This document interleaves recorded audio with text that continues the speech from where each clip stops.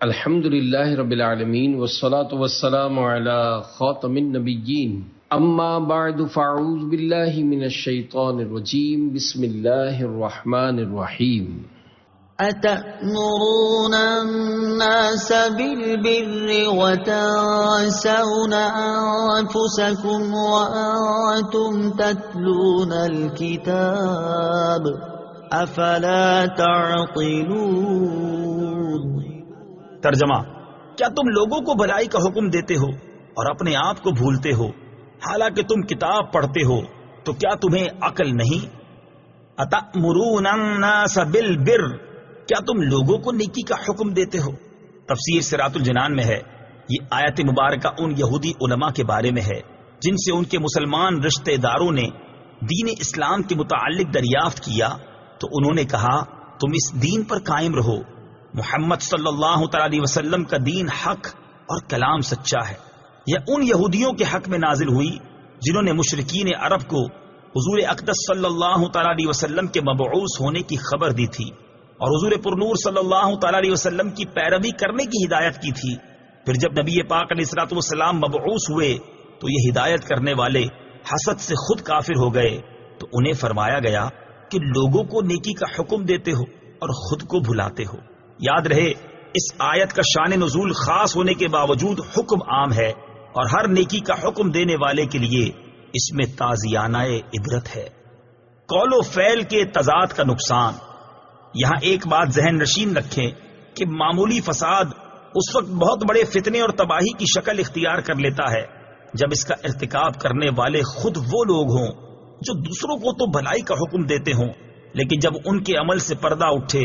تو معلوم ہو کہ گناہوں کے سب سے بڑے مریض یہی ہیں۔ انہیں یاد رکھنا چاہیے کہ قول و فعل کا تضاد اور خلوت و جلوت کا فرق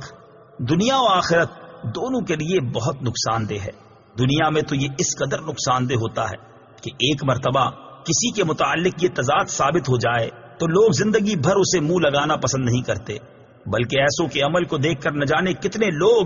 ہمیشہ کے لیے دین ہی سے متنفر ہو جاتے ہیں، اور آخرت میں اس کا نقصان کتنا زیادہ ہے اس کا اندازہ اس روایت اور حکایت سے خود ہی لگا لیجئے۔ چنانچہ حضرت عدی بن حاتم رضی اللہ تعالی عنہ سے مروی ہے، نبی پاک علیہ الصلوۃ والسلام نے ارشاد فرمایا، قیامت کے دن کچھ لوگوں کو جنت کی طرف لے جانے کا حکم ہوگا، یہاں تک کہ جب وہ جنت کے قریب پہنچ کر اس کی خوشبو سونگھیں گے، اس کے محلات اور اس میں اہل جنت کے لیے اللہ تعالیٰ کی تیار کردہ نعمتیں دیکھ لیں گے تو ندا دی جائے گی انہیں جنت سے لوٹا دو،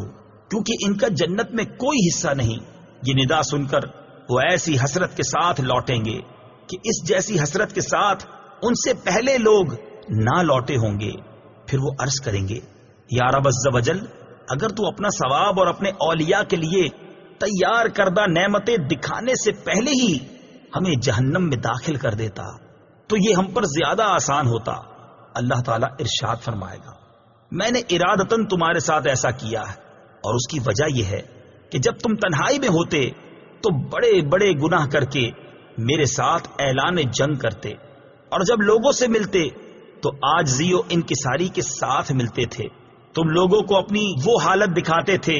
جو تمہارے دلوں میں میرے لیے نہیں ہوتی تھی۔ تم لوگوں سے ڈرتے اور مجھ سے نہیں ڈرتے تھے۔ تم لوگوں کی عزت کرتے اور میری عزت نہ کرتے تھے۔ تم لوگوں کی وجہ سے برا کام کرنا چھوڑ دیتے لیکن میری وجہ سے برائی نہ چھوڑتے تھے۔ آج میں تمہیں اپنے ثواب سے محروم کرنے کے ساتھ ساتھ اپنے عذاب کا مزہ بھی چکھاؤں گا۔ اور حضرت ابراہیم تیمی رحمت اللہ تعالی علیہ فرماتے ہیں، میں موت اور مرنے کے بعد ہڈیوں کی بوسیدگی کو یاد کرنے کے لیے کثرت سے قبرستان میں آتا جاتا تھا۔ ایک رات میں قبرستان میں تھا کہ مجھ پر نیند غالب آ گئی اور میں سو گیا تو میں نے خواب میں کھلی ہوئی قبر دیکھی اور ایک کہنے والے کو یہ کہتے ہوئے سنا، یہ زنجیر پکڑو اور اس کے منہ میں داخل کر کے اس کی شرمگاہ سے نکالو۔ تو وہ مردہ کہنے لگا، یا رب عز و جل، کیا میں نے قرآن نہیں پڑھا؟ کیا میں نے تیرے حرمت والے گھر کا حج نہیں کیا؟ پھر وہ اسی طرح ایک کے بعد دوسری نیکی گنوانے لگا تو میں نے سنا تو لوگوں کے سامنے یہ اعمال کیا کرتا تھا، لیکن جب تو تنہائی میں ہوتا تو نافرمانیوں کے ذریعے مجھ سے مقابلہ کرتا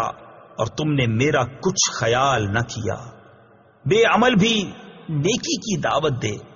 یاد رہے اس آیت کی مراد واعظ و نصیحت کرنے والوں کو تقوی و پرہیزگاری پر ابھارنا ہے، بے عمل کو واعظ سے منع کرنا مقصود نہیں۔ یعنی یہ فرمایا ہے کہ جب دوسروں کو واعظ و نصیحت کرتے ہو تو خود بھی عمل کرو،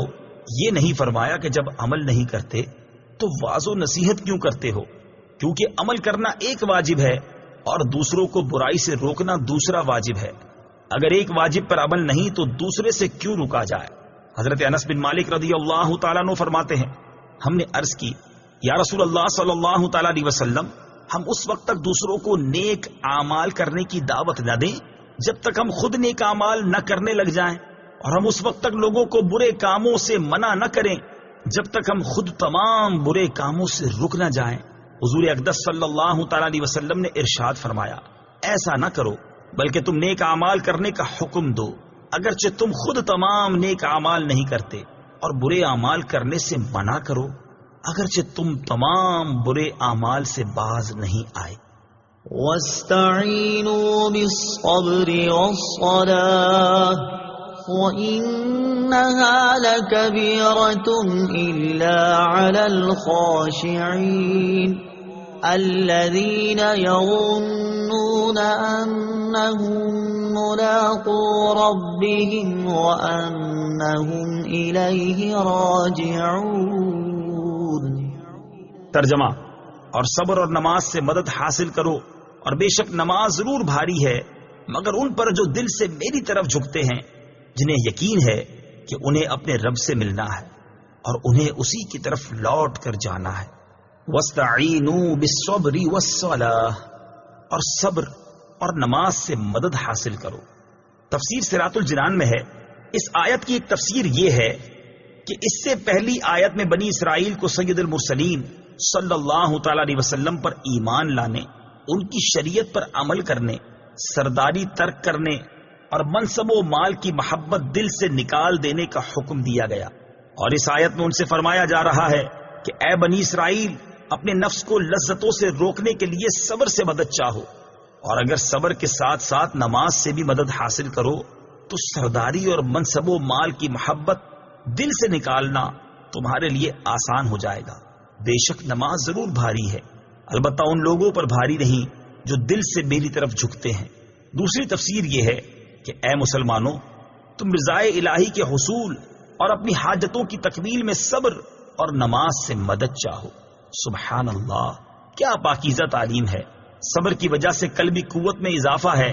اور نماز کی برکت سے اللہ تعالیٰ سے تعلق مضبوط ہوتا ہے،